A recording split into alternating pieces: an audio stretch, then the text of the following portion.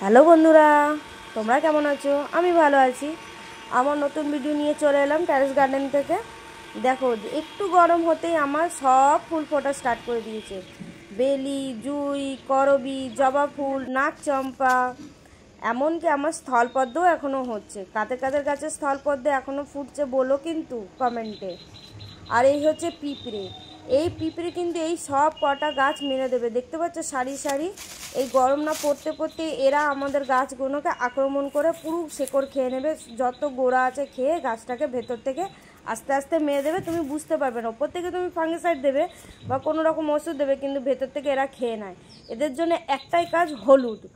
তোমরা যত পারো এই যে কোনো গাছে পিঁপড়ে হলে সব সময় হলুদ দেবে।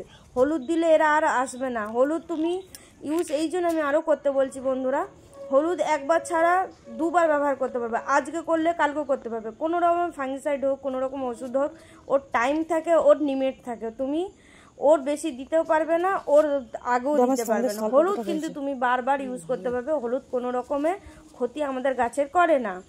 আর গাছে হলুদ দিলে গাছ ভালোও থাকে, ওটা একটা ফাঙ্গিসাইডেরও কাজ করে। ঠিক আছে, তোমরা দিয়ে গাছের গোড়ায়, গাছের পাতায় দিয়ে দেবে আর হলুদ দিয়ে দেবে।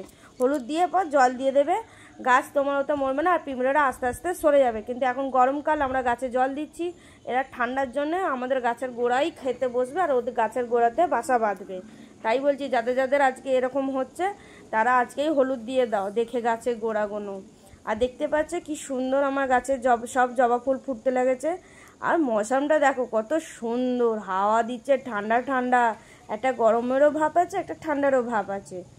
এই মৌসুমে আমার ছাদ বাগান পুরো ফুলে ফুলে ভর্তি হয়ে গেছে। কাদের কাদের হয়েছে এরকম আমার কমেন্টে বলো। এখনের জন্য বাই।